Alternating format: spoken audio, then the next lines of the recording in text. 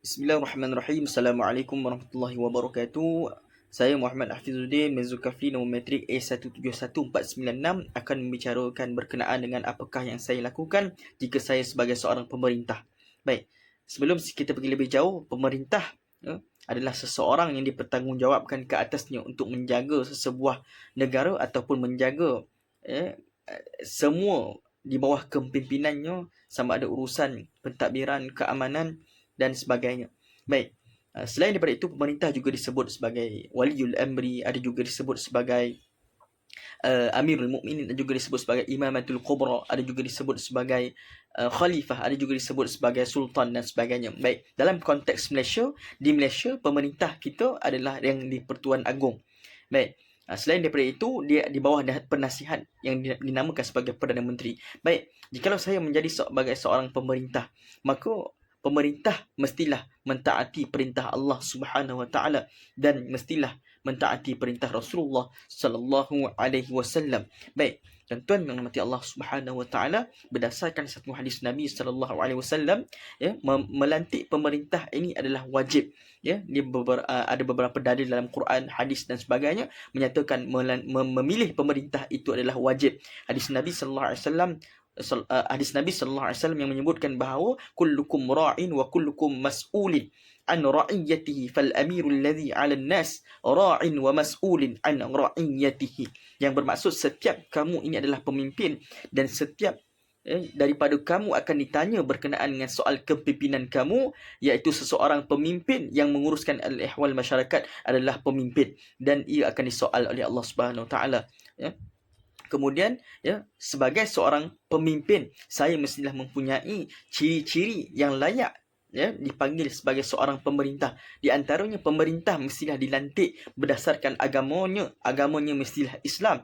Dan selain daripada itu, pemerintah mestilah bersikap adil dalam melaksanakan hak Allah Subhanahu Wa Taala dan Rasulullah sallallahu alaihi wasallam. Pemerintah mestilah bertakwa, ikhlas serta tidak meninggalkan kewajipan agama, juga mampu menjamin hak-hak manusia di bawah jagaannya.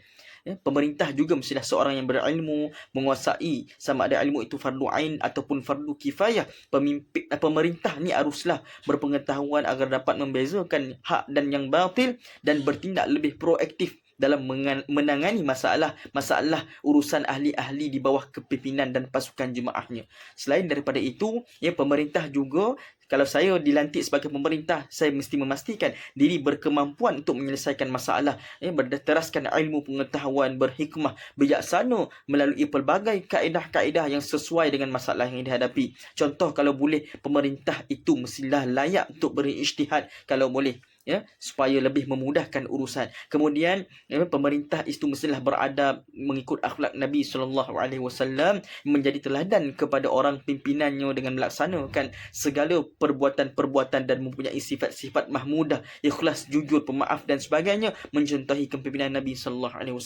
Kemudian, sempurna panca indera dan tubuh badan. Kalau saya dilantik sebagai seorang pemerintah itu saya sendiri mestilah sempurna panca indera dan sihat tubuh badan, kerana itu lebih memudahkan urusan pemerintahan supaya tidak mengharapkan orang lain.